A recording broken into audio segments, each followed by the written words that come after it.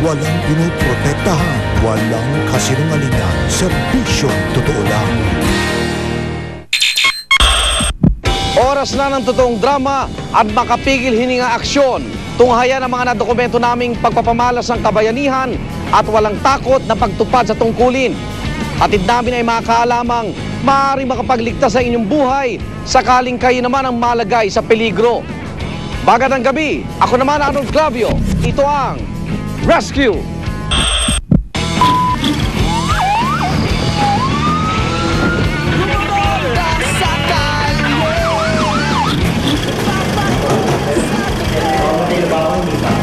Sunog, pahalito, aksidente at rumiresponde bawat oras at minuto. Tinidor lang. Kapag ang buhay namin dito, alerto sa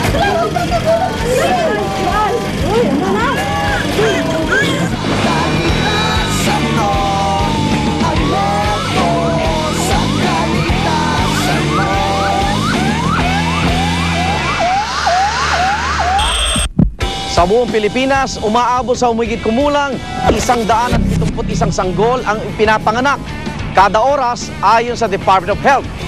Kabilang na dyan ang mga batang ipinapanganak sa bahay paanakan o ang natural birthing home. Gaya ng Shalom sa Antipolo City kung saan nakuhanan ng video ang isang ina na inabutan ng panganganak sa loob ng tricycle. Ako si Annalyn Asagra. I'm a registered midwife. Nagtatrabaho po ako dito 9 years na po sa Shalom Christian Bahay Paanakan. Bali ako yung head ng dito sa Shalom. Ang duty ko dito sa Shalom ay every 3 days ang shifting namin. Bali ang duty namin 8 to 5. Good size tong baby mo, no? Malaki din yung responsibilities ko kasi ako yung gumagawa ng schedule ng naming mga midwife. At the same time, tinitingnan ko rin silang lahat, inoobserbahan ko rin yung mga ginagawa nila. Yan. Ano yan? Shalom was founded on January 1992. This is what we would say a natural childbirthing home.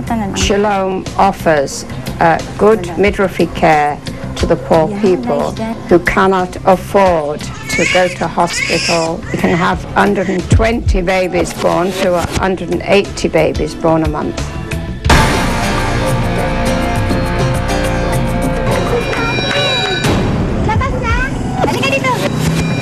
May dumating na pasyente, and then nagsisigaw siya na may manganganak na daw yung misis niya. So, tumakbo kami sa labas, tapos nakita namin na yung pasyente ay manganganak na talaga.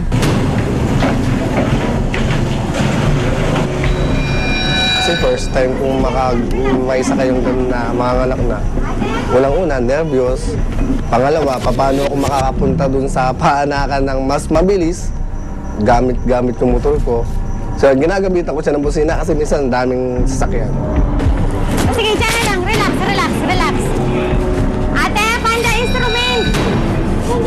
Sige, sige, sige. Sigaw, sigaw. Sige lang.